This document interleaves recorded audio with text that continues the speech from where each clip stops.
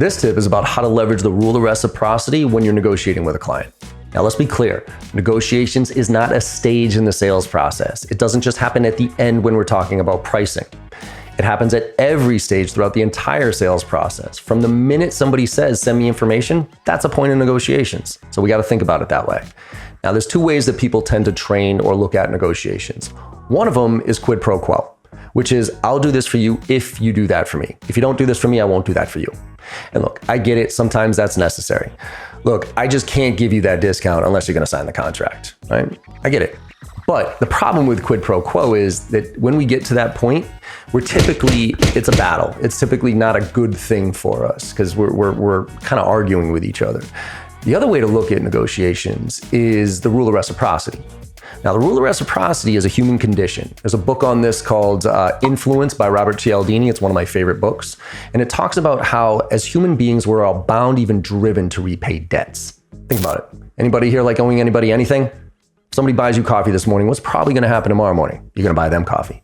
So there's something about us, right? But there's an immediacy to it. So when somebody asks for something, there's a fleeting moment that somebody actually feels obligated to give them something in return. And if we ask for it right then and there, it's actually quite easy for them to give it to us. But the problem is the longer we wait, the harder it is to get. Example here, you ever had somebody ask you, or have you ever asked somebody to help you move? It's like one of the worst things you could ever ask anybody to do, in my opinion, because it's always in the dead of summer, the dead of winter, in some piece of crap triple-decker apartment, with some spiral staircase. You got to put your couch on your back, and it's always pizza and beer, pizza and beer. It's always terrible pizza and terrible beer. But say you ask, hey, John, could you help me move in this weekend? And I say, yeah, sure. And I go help you move in, break my back, eat the crappy pizza and drink the crappy beer. And then like a month later, I got to paint my apartment. So I ask you, hey, yeah, remember like a month ago, I helped you move in? This weekend, I'm painting my apartment. You might help me out? What's the answer usually like a month later? Yeah, John, I don't know. I got a lot of things to do this weekend. Maybe I'll stop by and have some pizza and beer. We called it a bullshit. But what if you asked me, hey, John, this weekend I'm moving in. Could you help me out? And I immediately said, yeah, no problem. Hey, in a couple of weeks, I got to be painting my apartment. You mind help me out then? How much easier is it to get you to help me paint my apartment right then and there? So much easier. So we can leverage this throughout the entire sales process. What you want to do, and we have very specific training on this one in our Driving to Close program if you want to check it out.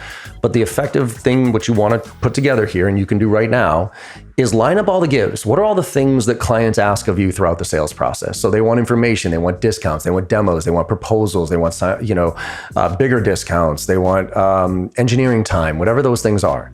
Write them all out, everything, as long as you can give it to them. And then prioritize it. So say there's 20 things on the list, 1 to 20. 1 is very easy to give away, like send me information. 20 is very difficult to give away, like a really deep discount, an extension on a proof of concept, something like that. Now, on the other side, you flip it over. You say, all right, what are the gets? What do we want? All right, so we want decision process, timeline, meeting with power, signed contract, testimonial, all these different things. Then you line those up 1 to 20, early, late. So early on in the sales process, I want 15-minute call, qualification call. Late on, I want to sign contract testimonial. And then you match them up. So when somebody asks for a 5, I ask for a 5 in return. Somebody asks for a 10, I ask for a 10 in return. And the difference between quid pro quo and rule of reciprocity is quid pro quo would be if then, right?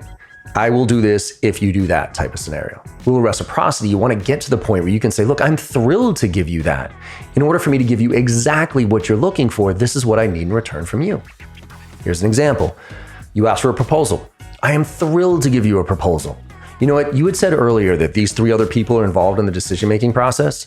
So I can give you exactly the proposal you're looking for. Can I get about 5 to 10 minutes on each one of their calendars just so I can make sure that this proposal aligns with everybody's needs? Now, say you push back on me and you're like, you know what, John, I'm the guy. Everything goes through me. If you have any questions, let me know.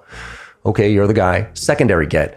Okay, when do you want to schedule a call so I can deliver this proposal to you and the other people involved so I can answer any questions that you have so you can have all the information you need to make an informed, timely decision? When do you want to schedule that call?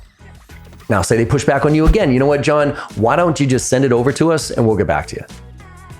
Now think about it. Did those 2 things sound offensive for me asking for something in return for giving you the proposal? They sound pretty logical, right?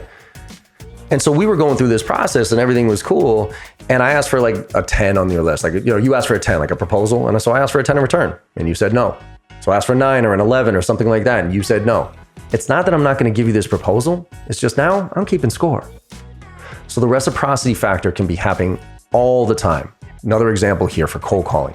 When somebody says, send me information, what you want to do is, great, what information would you like to see? Make sure you get the details there. And then, and this is really important, what you want to do is get a defined next step.